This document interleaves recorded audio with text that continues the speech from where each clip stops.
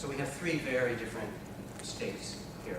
Malaysia, where the Chinese are an immigrant minority in a Muslim-dominated state and an officially Muslim state. Also in one that had a long period of British colonial rule before independence. Taiwan, never communist, but very authoritarian into the 1980s when it democratizes, and then China. So various forms of the state here that we can compare, and the research was designed to get at that. So let me start in on the first question. Oh, I should tell you, I'm actually not ready to give this paper yet. I've been the one responsible for the Taiwan field site, so I'm a little more comfortable with that material, but we're still in the middle of this thing. So you're seeing something as it's getting born rather than once it's grown up. For me, I apologize in a sense to you, but for me it's the most useful time to do this because I can still benefit from your questions instead of resenting all the questions that made me rethink the material. All right, denomination. So I had some hypotheses about denomination, based mostly on looking at Buddhists, Christians, and temple religion since the 19th century. I should say Islam I left out just because this project is so big and complicated already, although certainly Islam in the Chinese context could have been included.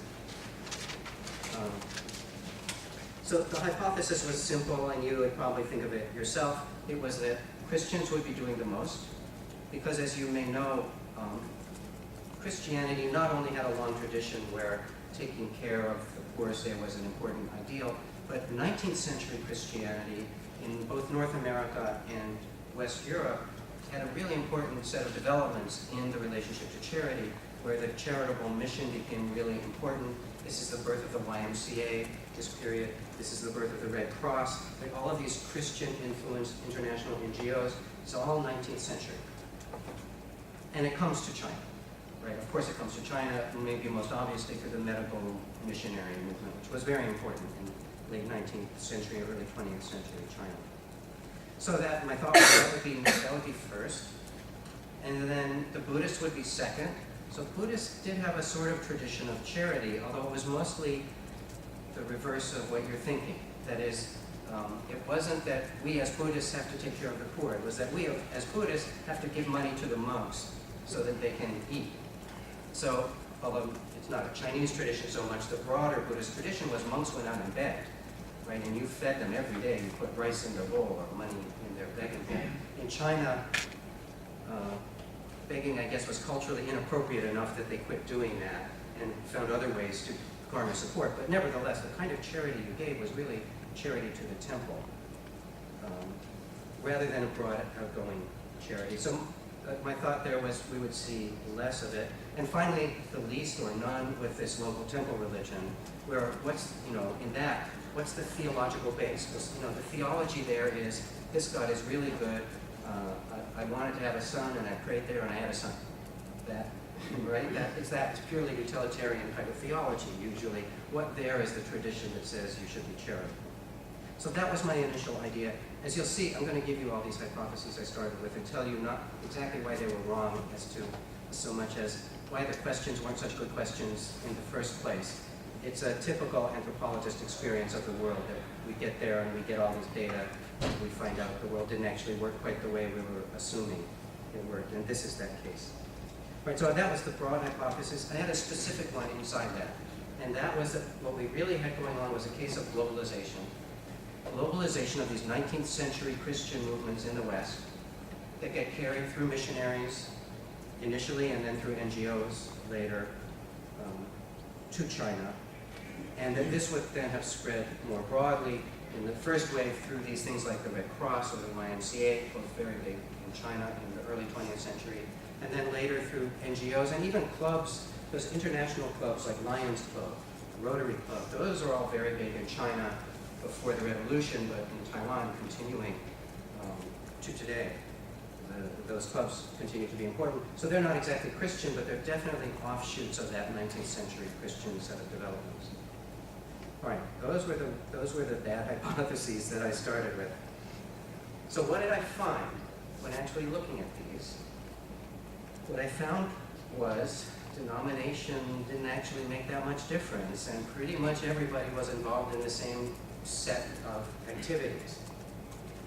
That is, much as I hate to say it, maybe that spiritual capital naive assumption that it's all the same, maybe at least as an empirical prediction, it wasn't so bad. Now, when we look at this historically, I think it's really interesting, and that it was looking at it historically that made me realize the question wasn't very well formulated, and that while groups were kind of all doing the same things now, that was covering over some important changes. So first, charitable groups are not new in China.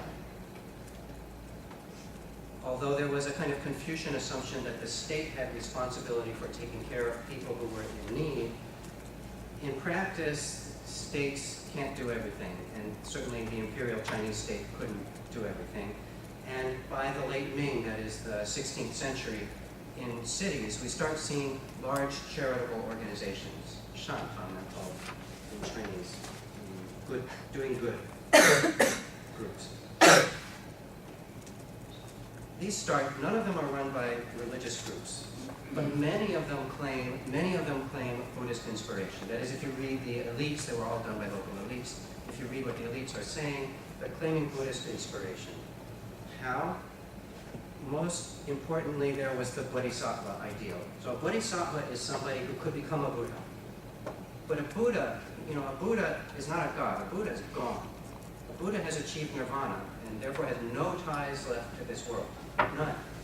You can pray to a Buddha, but you can't get anything by doing it. Right? The Buddha has no attachments to this world. So a bodhisattva is somebody who could achieve nirvana and says, no, I'm not going to. I'm going to stay in this world until every sentient being is saved, which is a long time.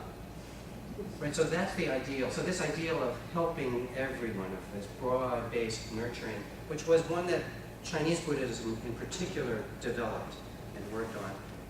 And it's probably not a coincidence that you get a very feminine picture of some of this in the Chinese case. So Guan Yin, the famous Chinese goddess, always depicted as a female in modern China. She's Avalokiteshvara before she comes to China, and she's a man. So the early depictions of Avalokiteshvara in like Dunhuang in northwest China have a mustache, right? And that becomes a woman over time, but it's part of this ideal of nurturing, right? That's what's going on in the Chinese context. And so we get these from the late Ming, run by elites. That's one kind of predecessor for this. The other I saw really when I looked at the history of Wugang, which is pretty well documented. And there, that's a small town. It didn't have the kinds of